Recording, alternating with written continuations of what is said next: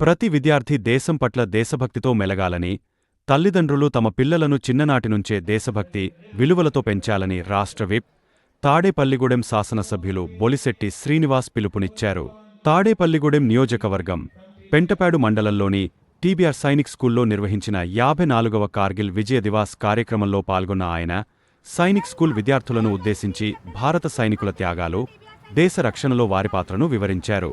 ఈ సందర్భంగా మాట్లాడుతూ భారతదేశంపై కన్నెత్తి చూసేందుకు శత్రు దేశాలు కూడా భయపడే స్థాయిలో భారత సైన్యం నిలిచిందని, దీనికి ప్రధానమంత్రి నరేంద్ర మోడీ నాయకత్వం కారణమని అన్నారు. టీబీఆర్ వంటి సైనిక్ స్కూళ్ల నుంచి భారత సైన్యంలో చేరి దేశానికి సేవలందించేందుకు ముందుకు వస్తున్న విద్యార్థులను ఎమ్మెల్యే ప్రత్యేకంగా అభినందించారు.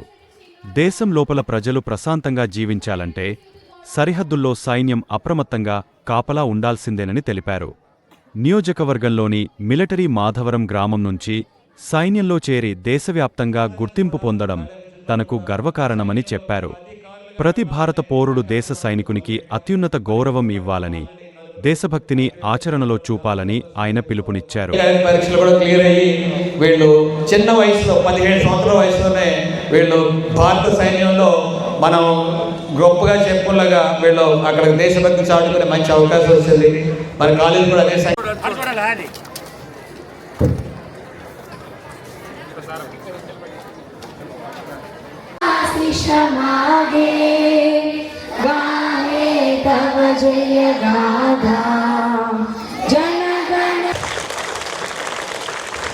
Thank you so much sir. మీరు సైన్స్ స్కూల్ డిఫెన్స్ కాలేజ్ ప్రాంగణంలో చాలా సంతోషంగా అనిపిస్తుంది. ఇప్పుడు ఈ యొక్క సందేశాన్ని మా students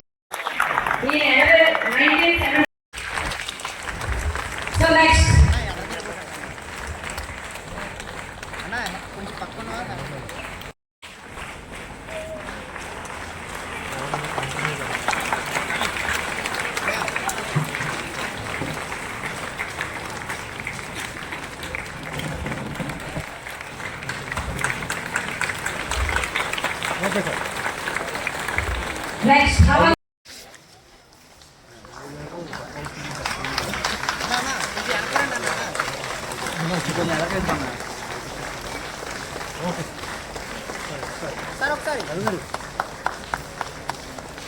okay.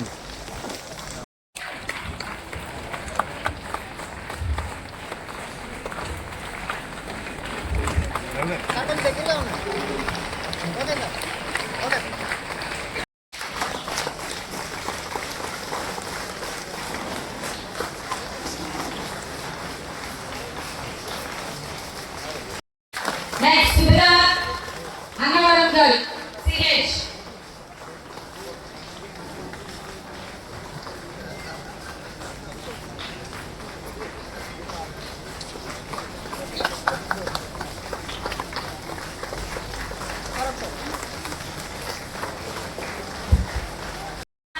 Venkatana garu, ex-JW, Tabelligudem.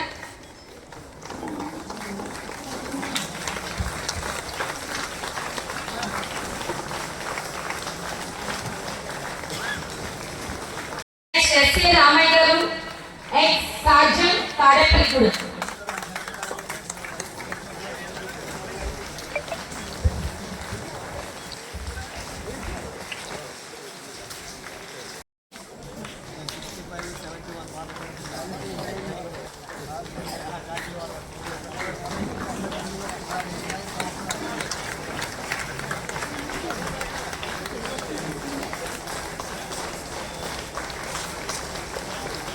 Sir నుంచి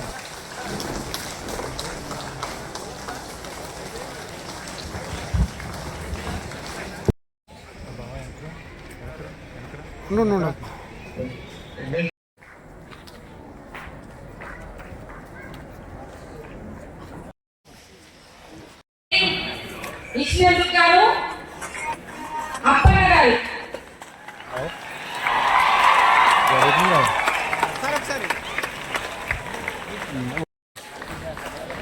ఉన్నాడు. అందరూ ఉన్నారు ఇక్కడ మొత్తం వచ్చి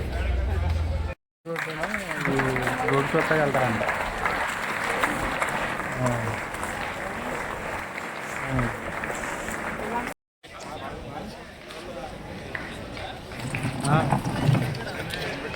కొత్తగా వెళ్తారంట ఇంకా చూసారా స్టార్ట్ చేద్దాం టమాటా పోతా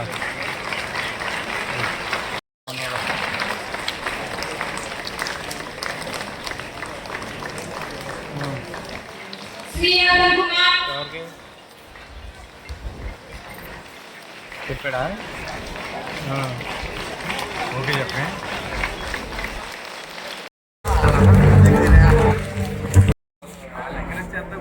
అయ్యప్ప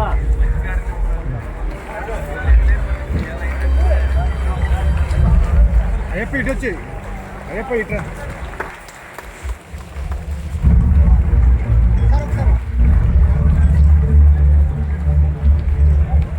మిత్రులు భోగేశ్వరరావు గారికి అదేవిధంగా అధ్యాపకులందరికీ పేరెంట్స్ తల్లిదండ్రులందరికీ కూడా నమస్కారం. ఈ విద్యార్థులందరూ కూడా నా ఆశీస్సులు. ఇవాళ భారతదేశ చరిత్ర గురించి చెప్పే స్కూల్స్ కానీ పాఠాలు కానీ ఇదివరకు మా చిన్నప్పుడు ఉండే ఇప్పుడు లేవు. మరి దాంట్లో ప్రాక్టికల్గా మరి టీబీఆర్ స్కూల్స్లో సైనిక్ స్కూళ్ళు అని పెట్టి మనందరం కూడా భారతదేశ చరిత్రని ఎప్పుడు యుద్ధం వచ్చింది, ఎంతమంది మరణించారు, వాళ్ళు మన దేశం కోసం మనల్ని కాపాడడానికి త్యాగాలను గుర్తు చేసుకునే విధంగా ఈ కార్యక్రమాలు చేపట్టడం అనేది చాలా గొప్ప విషయం. ఎందుకంటే స్కూల్ అంటే సంపాదన, తల్లిదండ్రులకి ఎంత ర్యాంక్ వచ్చింది అనేది ఆలోచన చేస్తూ ఉన్నారు, ఎంతమంది శారీరకంగా ఆరోగ్యంగా ఉన్నారు, మరి ఎంతమందికి మంచి భవిష్యత్తు. ఇవాళ సైనికుడిగా జాయిన్ అవ్వడం అంటే చాలా గొప్ప విషయం. ఏ నిమిషంలో ప్రాణం వదలడానికి కూడా సిద్ధంగా ఉండాలి అనేది సైనికుడికి ఇచ్చే సంకేతం. మరి కొన్ని దేశాల్లో అయితే ఖచ్చితంగా 2 సంవత్సరాలు సైనికుడిగా జాయిన్ అయితేనే కానీ ఆడికి పౌరసత్వం లభించదు సింగపూర్ లాంటి కంట్రీల్లో. కానీ భారతదేశంలో ఇష్టం ఉంటే సైనికుడిగా జాయిన్ అవ్వచ్చు, లేదా లేదు. కానీ మన ప్రాంతానికి మిలిటరీ మాధవరం అనే ఒక గ్రామం ఉంది. ఆ గ్రామం నుంచి ప్రతి కుటుంబం నుంచి కూడా ఒక వ్యక్తి ప్రాణం విడిచో లేదా ప్రాణాలతో పోరాడో తిరిగి వచ్చిన వ్యక్తులు చాలామంది ఉన్నారు. అది మనం గర్వంగా చెప్పుకోవాలి. నేను ఎక్కడికి వెళ్ళినా మర్చిపోను మిలిటరీ మాధవరం గురించి. అంటే భారతదేశంలో సైన్యంలో భాగస్వామ్యం చేసేటువంటి కాన్స్టిట్యున్సీలో ఎమ్మెల్యేగా నేను ఉన్నాననేది నాకు నిజంగా ప్రౌడ్గా ఉంటుంది. ఎందుకంటే ఒక సైనికుడు కళ్ళు మూస్తే భారతదేశంలో మనం ఎవరో కళ్ళు తెరిచిపోవడం, మనం మూసిన టైంలో వాళ్ళు తెరుచుకుని ఉంటారు. వాళ్ళ త్యాగాల ఫలితం మనం ఇవాళ హ్యాపీగా ఉన్నాం. లేకపోతే భారతదేశాన్ని ఎప్పుడో ఈ సైన్యమైన శక్తి మనకు ఉంది, మరి యూత్ ఫోర్సెస్ ఉన్నాయి కాబట్టి నరేంద్ర మోడీ గారు ఈరోజు తిరుగులేని శక్తిగా ఇవాళ భారతదేశం కన్నెత్తి కూడా చూడలేని శక్తిగా తయారు చేసినటువంటి ఘనత మరి మన నరేంద్ర మోడీజీది అని కూడా చెప్పవలసిన అవసరం ఉంది. మరి ఈరోజు అందరూ కూడా చక్కగా మీరు మరి మిలిటరీ డ్రెస్లో చక్కగా అందరూ తల్లిదండ్రులు ఎంత ఇంట్రెస్ట్ ఉండాలి ఇలా చేయాలన్నప్పుడు కూడా వారందరూ కూడా నా అభినందనలు. దేశం పట్ల మీ పిల్లలకి భక్తిభావం నేర్పినందుకు, అదేవిధంగా మరి ఇక్కడ సైనిక్ స్కూల్ నుంచి 4 పిల్లల్ని సెలెక్ట్ అయ్యేలా కోచింగ్ ఇచ్చినటువంటి మరి భోగేశ్వరరావు గారికి, ఆయన ఎక్స్ మిలిటరీ, అదేవిధంగా వాళ్ళందరినీ దృష్టిలో పెట్టుకుని మనం కూడా ఒక సెంటర్ ఎందుకు పెట్టకూడదు, మన దేశాన్ని నుంచి కూడా సేవలు చేయడానికి, యుద్ధంలో పాల్గొనడానికి మనం ఎందుకు ట్రైనింగ్ ఇవ్వకూడదని చెప్పి ఆయన అనుభవాన్ని ఈ తాడేపూడిలో మరి అందరికి 4 చేసినందుకు వారికి కూడా నా ధన్యవాదాలు. ఎందుకంటే ఇది చాలా పెద్ద విషయం. మిలిటరీలో 15 కిలోమీటర్కి ఒక మనిషే ఉంటాడు. ఒక లారీలో దింపి వెళ్ళిపోతారు. అలా చలిలో ఉండాలి, ఎండలో ఉండాలి, వానలో ఉండాలి, రాత్రుల్లో ఉండాలి. అంటే వాళ్ళ పరిస్థితి ఏంటో అర్థం చేసుకోండి. అందరూ సైనికులు అంత నిబద్ధతగా పనిచేస్తున్నారు కాబట్టి మనం హాయిగా ఇంట్లో పడుకుంటున్నాం. కాబట్టి మనం ఫస్ట్ సెల్యూట్ చేయవలసింది భగవంతుడి తర్వాత, తల్లిదండ్రుల తర్వాత సైనికుడికి సెల్యూట్ చేయాలి.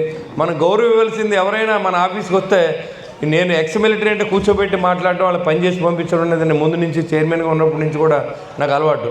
మీరు కావాలంటే ఎక్స్ మిలిటరీ వాళ్ళ పనులన్నీ కూడా నా టైంలో రద్దు చేసాం, అంతకుముందు ఉన్నాయి కూడా.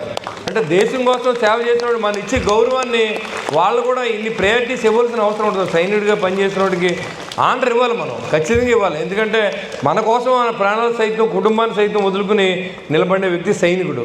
ఆ సైనికుడు ఎవరైనా ఏ హోదాలో ఉన్నా నా జీవితాంతకాలం నేను ఇచ్చే గౌరవం మాత్రం అలాగే ఉంటుంది.